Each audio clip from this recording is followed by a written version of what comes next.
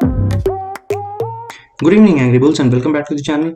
यार करते करते इतनी सारी वीडियोस हो गई, पता ही नहीं चला कि यार कब डेली सीरीज चलती रही और वीडियोस धीरे धीरे करके बढ़ती रही। सो इन केस अगर आपने मेरी ये वीडियोस नहीं देखी हैं तो you can click on my channel और डायरेक्टली जाके आप पुरानी वीडियोस भी देख सकते हो, क्योंकि उसमें काफी सारी ऐसी इंफॉर्मेटिव चीजें भी हैं जो शायद आगे वाले किसी स्टॉक पिक में आपको काम आ जाए। ठीक है, सो क्विकली स्टार्ट करते हैं आज का वीडियो। आज बेसिकली मैंने बहुत टाइम से सोच रहा था कि यार वो वीडियो बनानी चाहिए कि जो लोगों की रेगुलर बेसिस पे क्वेरीज आ रही होती हैं उन स्टॉक को उठा करके एक मल्टीपल स्टॉक लिस्ट बनाई है मैंने। मेरे पर्सनल व्यूज क्या होने चाहिए उन पर्टिकुलर स्टॉक्स को लेकर के, आज वो देखते हैं। ठीक है, सो ये लिस्ट बना रखी है मैंने पूरी की पूरी। सो इसमें जो सबसे पहला स्टॉक है आईआरसीटीसी, इसके ऊपर क्वेरीज भी बहुत आ रही थी। प्लस अगर आपको ध्यान होगा, आईआरसीटीसी मैंने काफी टाइम पहले शेयर भी करा था और ये बताया था कि यार आईआरसीटीसी ना बेसिकली एक पर्टिकुलर रेंज में घूम रहा है। इसको ऊपर ले जा लेते हैं। ओके, तो आई थिंक मैं इसको शिफ्ट कर देता हूँ यहाँ पे। तो मैंने आईआरसीटीसी के बारे में बताया था कि ये एक पर्टिकुलर जोन में घूम रहा है, बहुत टाइम से एक्यूमुलेशन हो रहा है इसके अंदर, और ऐसा पॉसिबल है कि एक बड़ी मूव इसमें आ सकती है। और बाय चांस आज ऐसा हुआ कि पहले ये मूव करा और आज भी ऐसा हुआ कि आज भी ऑलमोस्ट 7-7.5% के आसपास इसने मूव दिखाई है। आईआरसीटीसी की फर्दर क्या मूव लगती इन केस अगर आपके पास पोर्टफोलियो में है या अगर आप फ्रेश बाय करना चाह रहे हो, तो बेसिकली अभी भी आईआरसीटीसी के अंदर क्या स्टीम अभी लेफ्ट है या नहीं है। ठीक है, तो अगर आप इसको क्लोजली वॉच करोगे तो आईआरसीटीसी का एक 1800 रुपए और सेकंड 2000 रुपए, ये दो लेवल्स हैं। एक बार 1800 का लेवल टपा तो 2000 तो इसका आराम से आ जाएगा, और 2000 तो जिस दिन निकल लिया उस दिन तो मतलब ये बेसिकली एक ब्लाइंड बाय है। मतलब ये तो कुछ ऐसे स्टॉक्स होते हैं जिनको हम बोल सकते हैं कि नो ब्रेनर स्टॉक्स। ठीक है, यानी सोचना ही नहीं है यार, मोनोपोली है, कोई और इसका धंधा ले ही नहीं सकता। तो ऐसे स्टॉक के अंदर इन्वेस्ट करना बेसिकली इसलिए भी बहुत ज्यादा इजी हो जाता है क्योंकि कोई कंपटीशन ही नहीं है ना भाई। कंपटीशन तो वहां पर होगा कि जहां पे मल्टीपल टाइप की कंपनीज हैं और एक जैसा काम कर रही हैं, बट यहाँ तो एक ही कंपनी है और एक ही काम कर रही है। प्लस बिजनेस मॉडल ऐसा है कि बेनिफिट्स कहीं ना कहीं इसमें आते ही रहेंगे। So IRCTC is actually a very good buy. Still I feel कि अगर ये 1800 2000 भी निकल जाए तो इसकी वैल्यूएशंस अभी भी बहुत ज्यादा टाइट रहेंगी। उस पर्टिकुलर जोन में भी इसकी वैल्यूएशंस अभी भी और ज्यादा लगती हैं। ठीक है, next stock is BBL. BBL मैंने भी शेयर करा था और प्लस इसके ऊपर मेरे पास कुछ क्वेरीज भी आई थी। बीबीएल बेसिकली मैंने आई थिंक 960 970 के आसपास मैंने शेयर करा था, जहां बताया था कि इसमें एक inverse head and shoulder pattern बन रहा है। ठीक है, यानी एक उल्टा हेड एंड शोल्डर बन रहा है और यहां से इसकी मूव जो है आ सकती है। तो अगर आप कंपेयर करोगे 970 972 के बाद ये अराउंड 1068 पर है। यहां से अभी भी इसमें लगता है कि एक बड़ी मूव बाकी है। आई फील 1200 1250 का लेवल ही आराम से दिखा सकता है। तो ऑलमोस्ट अगर मैं देख सकता हूं तो यहाँ से 100 100 125 की फर्दर अपसाइड यहाँ से एक्सपेक्टेड है। ठीक है, कुछ ऐसे स्टॉक्स जो मतलब जिनके व्यूज लोग जानना चाह रहे थे, उसमें से पहला स्टॉक था एरकॉन। ठीक है, सो एरकॉन मैंने बहुत पहले, मुझे ध्यान है, मैंने इसके ऊपर एक वीडियो बनाया था और मैंने इसमें भी चीजें शेयर करी थी कि एरकॉन बेसिकली ना एक फॉलिंग ट्रेंड लाइन जोन में है, बिकॉज अभी रिसेंटली कुछ टाइम पहले लिस्टेड स्टॉक है तो उसमें हिस्टोरिकली एक टेक्निकल का लेवल निकालना थोड़ा सा मुश्किल हो जाता है। बट यस, अभी काफी टाइम इसमें चल चुका है। सो हिस्टोरिकली अगर मैं देखता हूं तो इसमें एक ट्रेंड लाइन के ऊपर ब्रेकआउट था और इवन ये यहाँ से ब्रेकआउट लेवल दे चुका है। अगर आप नोटिस करोगे तो ये मैंने पहले से ये चीजें बना रखी थी। ठीक है, नाउ 105 106 जो है ना, इसका एक बड़ा अच्छा लेवल बन गया है। यहां से फर्दर जो है इसमें जो रेजिस्टेंस मिलेगा वो आई थिंक 120 रुपए के आसपास मिलना चाहिए। वंस इट क्रॉसेज 120 का मार्क तो इसमें जो अपसाइड है, मुझे ऐसा लगता है, आई पर्सनली फील कि यहाँ से 30-40% की और अपसाइड मिल जानी चाहिए। अगर ये 120 का मार्क तोड़ देता है तो ऑब्वियसली वहां पर जाएगा, थोड़ा सा रेजिस्ट कर सकता है, बिकॉज कहीं ना कहीं अगर आप कंपेयर करो, लेट से एक एक सिंपल लैंग्वेज में अगर मैं बताता हूं, तो ऐसा भी हो सकता है कि किसी ना किसी ने 120 रुपए के लेवल पर माल उठाया हो। ठीक है, अब ऑब्वियसली बात है कि जब वो नीचे से वापसी की तरफ, ऊपर की तरफ जाएगा, तो वहां पे जिसने 120 पे माल उठाया हुआ होगा वो कहीं ना कहीं उसको माल को बेचने की कोशिश करेगा, कहेगा यार मेरी कॉस्ट आई है, चल यार मैं निकल ही जाता हूँ एक बार के लिए। ठीक है, बट जहां पर उस लेवल पे पहुंचने पे जब उसका माल खत्म हो जाएगा तो वहां से जो फर्दर अपसाइड मिलेगी वो स्ट्रांग मिलेगी। ठीक है, fourth stock is Spandana. Spandana I think कोई किसी ने पोस्ट करा हुआ था, मैं उसके कमेंट्स पढ़ रहा था और वहां पे कोई बता रहा था कि यार बहुत बड़ा मूव आ सकता है स्पंदाना। यार आई डोंट थिंक एक्चुअली कि इसमें कोई बहुत बड़ा मूव मेरे को अभी दिख रहा है, बट यस अगर एक व्यू के बेसिस पे अगर मैं कंपेयर करता हूं तो आई फील यहाँ पर एक इसका सपोर्ट जोन बन रहा है ट्रेंड लाइन के ऊपर, ठीक है। तो 610 620 is a very good support zone. अगर ये सपोर्ट पे टिक रहा है तो एक इस तरीके का मूव इसमें मिल सकता है, ठीक है। ये वीकली बेसिस पर है तो वीकली बेसिस पे वहां पे सस्टेन होना जरूरी है। इन केस अगर वो यहां से टूटता है तो थोड़ा से फॉलिंग के चांसेस हैं, बट यस ट्रेंड लाइन के बेसिस पे अगर मैं इसको कंपेयर कर रहा हूं तो आई फील 610 620 के आसपास इसको सपोर्ट मिलके तब ये अपनी फर्दर अपसाइड शुरू करेगा। कोई फिलहाल एकदम से क्विक, मतलब अगर क्विक वाला जो लगती है इसमें बहुत बड़ी फटाका मूव जो लग रहा है वो अभी ऐसा मेरे को चार्ट के ऊपर अभी फिलहाल नहीं दिख रहा है, ठीक है। Okay, so another stock is Godrej industries, ठीक है। गोदरेज इंडस्ट्रीज के लिए एक्चुअली एक भी नहीं, आई थिंक 4-5 लोगों ने बहुत टेक्स्ट कर रखा था और इवन मेरे व्हाट्सएप पे भी मैसेजेस आ रखे थे गोदरेज इंडस्ट्रीज को लेकर के। सो गोदरेज इंडस्ट्रीज अगर आप देखो तो एक इनवर्स हेड एंड शोल्डर इसने पैटर्न बनाया, बट द प्रॉब्लम इज हम ऐसा कह सकते हैं कि वो जो पैटर्न बन तो गया लेकिन उस पर्टिकुलर पैटर्न को वो अभी तक ब्रेक नहीं कर रहा है। उसको ब्रेक करना बहुत ज्यादा जरूरी है, बिकॉज अभी भी ना खाली ये रेजिस्टेंस जोन के आसपास खड़ा है। कोई जैसे 473 आई मीन 470 475 के आसपास जैसे ही जाता है तो वहां पे कोई ना कोई अपना माल ऑफलोड कर देता है। So it's better fresh entry जो इसकी एक्चुअली बनती है वो 474 475 के ऊपर अगर सस्टेन करता है तो आई फील वहां पर इसकी एक फ्रेश एंट्री बनती है और पैटर्न के बेसिस पे भी इसका एक अच्छा ब्रेकआउट मिल जाएगा। अगर वो लेवल तोड़ देता है तो आई फील 560 580 का ऊपर फर्दर एक अपसाइड दिखा सकती है on positional basis. Short term intraday वाला कोई व्यू नहीं है इसमें, बट यस उसको वो लेवल ब्रेक करना जरूरी है, बिकॉज जो पैटर्न का बेसिकली कंप्लीशन होगा ना वो 470 475 के ऊपर जाके ही होगा। उससे पहले आई थिंक आप समझ रहे हो कि कंसोलिडेशन में या फेक आउट में लेकर के आई थिंक कोई फायदा नहीं है। तो it's always better to wait for the right levels, ठीक है। एक्सिस बैंक ने भी अपना एक स्ट्रॉन्ग ब्रेकआउट दिया है, बट अभी अगर हम इसको बहुत क्लोजली वॉच करते हैं तो इस जोन में आने के बाद यहाँ पे थोड़ा सा रेजिस्ट कर रहा है। So 770 768 is a let's say strong resistance zone और let's say we can say a profit booking zone. 770 के ऊपर जाकर के अगर ये सस्टेन हो जाता है और क्लोजिंग देता है तो आई फील 820 830 का लेवल तो ये आराम से वहां पर आ जाएगा, और वो लेवल भी अगर वहां से ऊपर की तरफ फर्दर 820 825 का लेवल अगर जाके सस्टेन करता है वीकली बेसिस पे तो यहां से मुझे लगता है कि ये 4 डिजिट्स भी चले जाए तो बहुत बड़ी बात नहीं होगी, ठीक है। So Axis bank is actually a very good stock. Banking वैसे भी अभी थोड़ा सा स्ट्रांग है और 820 825 का लेवल एक बार वैसे भी ये तोड़ देगा तो आई फील 4 डिजिट्स तो ये आराम से दिखा सकता है, ठीक है। यस बैंक के ऊपर बहुत ज्यादा मैसेज आ रहे थे और इवन यस बैंक मुझे लगता है कि आज के टाइम में ना हर एक रिटेलर के पोर्टफोलियो में शायद यस बैंक पड़ा हुआ है और वो इतना ज्यादा अटैच हो चुका है इस पर्टिकुलर स्टॉक से कि वो बेचना ही नहीं चाहता यस बैंक को, ठीक है। और ठीक है सस्ता मिल रहा है, बेचना भी नहीं चाहिए, बट शायद लोग, मुझे ऐसा लगता है कि शायद लोग काफी ऊपर के लेवल से यस बैंक में फंसे हुए हैं, ठीक है। तो यस बैंक अगर मैं इसका शॉर्ट टर्म जोन देखता हूं,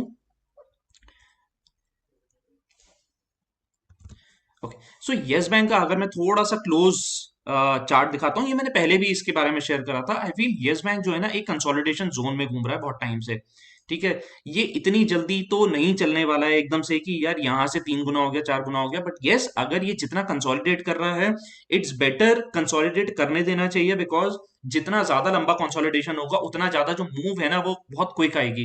बट एज ऑफ नाउ अगर मैं इसके रेजिस्टेंस लेवल्स देखता हूँ, so the first resistance would be 24, second resistance would be around 30 rupees, ठीक है। 30 रुपए के ऊपर एक बार निकल जाता है और वहां पे जाके वीकली बेसिस पर सस्टेन करता है तो बड़ी बात नहीं है कि यहाँ से ये 60 65 रुपए का लेवल भी दिखा दे। So for Yes bank consolidate कर रहा है नीचे, तो वैसे भी सिंगल डिजिट अभी आप समझ रहे हो ना कि यहाँ पे खोने के लिए क्या है, खाली 16 रुपए खोने के लिए है। और ऊपर की तरफ जो अपसाइड है ओपन है, बिकॉज यस बैंक के अंदर ऑलरेडी आरबीआई ने जिस तरीके से स्ट्रिक्टनेस करी थी और इन्वेस्टमेंट्स आ गई हैं तो काफी हद तक बुक्स जो हैं इंप्रूव हो रही हैं और प्रॉफिट्स भी अच्छे जनरेट हो रहे हैं। So let's see, yes bank is a very, कह सकते हैं कि अब ये लॉन्ग टर्म वाला हिसाब किताब है, इसमें short term move I think 2-3 रुपए 4 रुपए वाली मूव इसमें नहीं देखनी चाहिए, ठीक है। Another stock is Tata coffee. तो टाटा कॉफी ये मैंने ही शेयर करा था कुछ टाइम पहले, और अगर आप देखोगे कि यार उसके बाद से ये कंसोलिडेट ही कर रहा है, ये अपना जो मैंने नीचे का एक लेवल बताया था 99 का, वो लेवल अभी भी वहां पर आया नहीं है और ना ही वो वहां से लेवल को तोड़ा है, ठीक है। तो करीबन पिछले 4-5 कैंडल्स अगर आप इसकी देखते हो तो ये कंसोलिडेट कर रहा है एक पर्टिकुलर जोन में, और ना ही ये इस ट्रेंड लाइन का जोन अभी भी यहाँ पे नीचे की तरफ ब्रेक कर रहा है। इन केस फॉर एग्जाम्पल अगर ये ब्रेक कर जाता है, so we have our stop loss first thing, 99 रुपए के लेवल को अगर ये तोड़ता है तो वहीं पर ही इसका एग्जिट बनता है। अगर स्टॉक कंसोलिडेट कर रहा है तो इट इज एक्चुअली गुड, क्योंकि वो किसी भी साइड एक बड़ी मूव की तैयारी कर रहा है। हो सकता है कि नीचे गिर जाए, बड़ी बात नहीं है, और हो सकता है कि ऊपर की तरफ भी एक बड़ी मूव की तैयारी कर रहा हो। तो ये टाटा कॉफी जो है बेसिकली मेरे रडार पे है, और मुझे लगता है कि इसके अंदर एक अच्छी मूव मिलनी चाहिए। मैंने ऊपर के लेवल्स ऑलरेडी शेयर कर चुका हूं। इन केस अगर आपने वो वाला वीडियो नहीं देखा है तो मैं उसका लिंक डिस्क्रिप्शन में डाल दूंगा, और वहां पर जाकर आप क्विकली वीडियो को देख सकते हो। वहां से आपको काफी ज्यादा क्लैरिटी मिल जाएगी कि इसके स्टॉप लॉसेस और टारगेट्स क्या होने चाहिए। Next stock is Minda industries. Minda industries अगर आप देखो तो एक बहुत लंबे कंसोलिडेशन जोन नहीं बोल सकते, बट यस एक मेगाफोन टाइप्स वाले एक जोन से निकला। अब अगर आप नोटिस करोगे तो एक ट्रेंड लाइन बिल्कुल सीधी जा रही है या ऊपर की तरफ जा रही है, और एक ट्रेंड लाइन जो नीचे की तरफ जा रही है। तो एक छोटी रेंज को करते करते एक बड़ी रेंज में गया, और वहां से जाकर के इसने एक ब्रेकआउट दिया। 444 के पास इसने यहाँ पे ब्रेकआउट दिया था, और अब ये ऑलरेडी 586 के आसपास आ चुका है। मुझे ऐसा लगता है कि अगर ये कहीं पे भी पैनिक में 500 सवा 500 की रेंज में मिलता है तो this is a very good stock, ठीक है। अपसाइड कहां तक मिल सकती है, आई फील कि यहाँ से एटलीस्ट 150-200 पॉइंट की यहाँ से भी अपसाइड मिल जाए तो कोई बहुत बड़ी बात नहीं है। This stock actually looks good. Minda industries अगर किसी के पास था, और आई थिंक किसी ने कमेंट में मेरे पोस्ट कर रहा था कि यार मिंडा इंडस्ट्रीज के बारे में बताना है, तो आई थिंक आपको लेवल क्लियर हो गए होंगे कि मेरे को यहाँ से 150-200 पॉइंट की और फर्दर अपसाइड दिखती है मिंडा इंडस्ट्रीज में, ठीक है। अनदर स्टॉक है डेल्टा कॉर्प। मैं ये पूरी लिस्ट हटा देता हूँ ताकि नीचे की लिस्ट थोड़ी सी और क्लियरली दिख जाए, ठीक है। सो नेक्स्ट स्टॉक है डेल्टा कॉर्प। डेल्टा कॉर्प मैं बहुत बार शेयर कर चुका हूँ, और मैं अभी बता रहा हूँ बिकॉज डेल्टा कॉर्प ने एक ट्रेंड लाइन के ऊपर इसने ब्रेकआउट दिया था, ठीक है। और अभी भी अगर आप नोटिस करोगे तो ये ट्रेंड लाइन के ऊपर है। आई थिंक जो मैंने फर्स्ट वीडियो बनाई थी वो डेल्टा कॉर्प के ऊपर ही थी, और मैंने बताया था कि यार डेल्टा कॉर्प इस पर्टिकुलर जोन के ऊपर निकलता है तो वहां से ब्रेकआउट मिलेगा। तो फाइनली डेल्टा कॉर्प निकलने के बाद वो ब्रेकआउट दे चुका है। अब देखो कंसोलिडेशन तो करेगा, एक दिन में अपर सर्किट मारते हुए वो 20-20% के अपर सर्किट मार के एकदम से डबल नहीं हो सकता। तो इट्स गुड कि डेल्टा कॉर्प कंसोलिडेट कर रहा है। आई फील अभी भी इसमें एक अच्छी अपसाइड पेंडिंग है। प्लस जो बिजनेस मॉडल है, अगर मैं थोड़ा सा फंडामेंटली भी देखता हूँ तो इसका business model is actually good, और आई थिंक इसका आज रिजल्ट भी आया, बट मैंने अभी तक ऐसा कुछ उसमें नोटिस नहीं करा। स्टॉक इज रेन, ठीक है। रेन के ऊपर भी बहुत सारी क्वेरीज आ रही थी, बिकॉज रेन एक टाइम पे 40 रुपए थे, ये 400 रुपए चले गया था स्टॉक, और जब 400 रुपए लगाने के बाद वहां से जब ये गिरा तो आई थिंक ये नीचे की तरफ 60-65 रुपए का लेवल भी इसने दिखा दिया था। बट अभी के लिए रेंज जो है बेसिकली एक रेंज में कंसोलिडेट कर रहा है बहुत टाइम से, और अब हो सकता है देयर आर पॉसिबल चांसेस कि एक पैटर्न कुछ इस तरीके का यहाँ से रेंज बनाए, ठीक है। अगर वो पैटर्न ब्रेक करता है, जो इसका एक लेवल है 152-155 का लेवल, अगर ये वहां से तोड़ देता है तो आई फील यहाँ से मतलब जो नेक्स्ट लेवल रहेंगे दैट वुड बी अराउंड 230-235 के आसपास, और 235-240 का लेवल भी अगर ये वहां से ब्रेक कर देता है और उसके ऊपर जाके सस्टेन करता है तो 300 सवा 300 पे दिखा दे तो बहुत बड़ी बात नहीं है फॉर रेन, ठीक है। तो नेक्स्ट स्टॉक ग्रेफाइट। ग्रेफाइट मैंने पहले भी जब वो वीडियो बनाई थी उसमें मैंने शेयर करा था ग्रेफाइट के बारे में। सो इन केस अगर आपने वो वीडियो नहीं देखी तो मैं उसका लिंक जो है डिस्क्रिप्शन में डाल दूंगा, वहां से काफी ज्यादा क्लैरिटी मिल जाएगी कि यार ग्रेफाइट में क्या अपसाइड है या कहाँ पे वो कंसोलिडेट कर रहा है। बिकॉज ग्रेफाइट, रेन, एचईजी ये तीनों एक कैटेगरी के स्टॉक्स हैं, और जब ये चलते हैं तो तीनों यूजली एक साथ चलते हैं, ठीक है। सो ग्रेफाइट के साथ भी क्या हुआ, ग्रेफाइट भी अगेन 1100 रुपए के आसपास चल रहा था, वहां से गिर गिर के आई थिंक 250-300 का रेट इसने दिखा दिया, और अब ये कंसोलिडेशन जोन को तोड़ा है इसने, ठीक है। जो 417 रुपए के आसपास अभी ये चल रहा है, आई फील यहां से एक अच्छी अपसाइड ग्रेफाइट में मिलनी चाहिए। लेट सी, एक लेवल एक बार क्रॉस कर जाए, 450 500 का लेवल एक बार क्रॉस करता है तो वहां से फिर मैं लेवल्स आगे डिस्कस कर लूंगा, ठीक है। AB Capital, Aditya Birla Capital, ये बेसिकली एक कंसोलिडेशन जोन में आने के बाद अगर आप नोटिस करोगे तो एक बॉक्स जोन में चल रहा था, वो बॉक्स जोन इसने तोड़ दिया, ठीक है। तोड़ने के बाद इसने अपना एक बेस बनाया। अब बेस बनाने के बाद ये वापसी उस पर्टिकुलर बॉक्स जोन के अंदर एंटर कर रहा है, ठीक है। अब पॉइंट कहां पर है? दी पॉइंट इज कि बेसिकली जब तक ये बॉक्स जोन के अंदर घूम रहा है, ठीक है, तो आई फील ये कंसोलिडेट करता रहेगा। बट इन केस अगर ये बॉक्स जोन तोड़ देता है, ठीक है, एक बार ये जोन से निकल जाता है, तो यहां से जो इसकी अपसाइड मिल सकती है थोड़ी अच्छी, ठीक है। और इसको अगर मैं थोड़ा सा और जूम आउट करता हूं, तो आई थिंक यहाँ पे इसने ट्रेंड लाइन के ऊपर भी इसको एक सपोर्ट मिल रहा है, ठीक है। सो एज ऑफ नाउ 8870 पे चल रहा है, जो इसका स्ट्रॉन्ग सपोर्ट है, दिस इज 79 रुपीज। 79 के नीचे अगर जाता है तो एक बार के लिए निकल जाना चाहिए, तब इसका थोड़ा सा जो व्यू है, वो जो स्ट्रक्चर है, वो थोड़ा सा खराब हो जाएगा। बट यस, अगर ये 1879 78 के ऊपर अगर सस्टेन कर रहा है, तो इसका स्ट्रक्चर ओवरऑल ठीक है। फर्स्ट जो इसका रेजिस्टेंस जोन मिलेगा, दिस वुड बी अराउंड 113 114 रुपए के आसपास। वहां से अगर टप जाता है, तो फिर आई फील एक बड़ी तेजी इसमें मिल सकती है for AB capital. Last stock is Nocil, ठीक है। नोसेल का ओवरऑल स्ट्रक्चर लुक्स गुड, ठीक है, बट इसके कुछ रेजिस्टेंसेस हैं। ओके, सो अगर यहाँ पर अगर हम क्लोजली देखते हैं, तो ये भी एक बॉक्स जोन से यहाँ से ब्रेकआउट देने की कोशिश कर रहा है। प्लस थोड़ा सा अगर क्लोजली वॉच करते हैं, तो एक पोल एंड फ्लैग टाइप का इसने पैटर्न बनाया है, ठीक है। पोल और जो झंडा बनता है, वैसे एक पैटर्न बना रहा है, ठीक है। तो अभी यहाँ से ब्रेक करने की कोशिश कर रहा है 160 रुपए। अगर ये ब्रेक कर जाता है, 160 161 रुपए के ऊपर ये ब्रेक करने की कोशिश कर रहा है। अगर वहां पर ये सस्टेन करता है, तो आई फील ये 182 223 के लेवल्स भी दिखा दे, तो it overall actually looks good. Support zone नीचे की तरफ अगर वो ब्रेक करता है, और वहां से एक्चुअल ब्रेकआउट की जगह पे अगर हम बोलते हैं कि फेक आउट होता है, ठीक है, तो बेसिकली 125 128 125 128 के नीचे अगर ये जाकर के सपोर्ट सस्टेन करता है, तो आई फील वहां से फिर एक बार के लिए निकल जाना चाहिए। दिस जो भी मैंने अभी तक लेवल्स बताए हैं, these are all on weekly basis, because हर एक हफ्ते का रिव्यू इसको करेंगे, और लेट्स सी कि आगे फर्दर क्या मूव्स दे सकते हैं।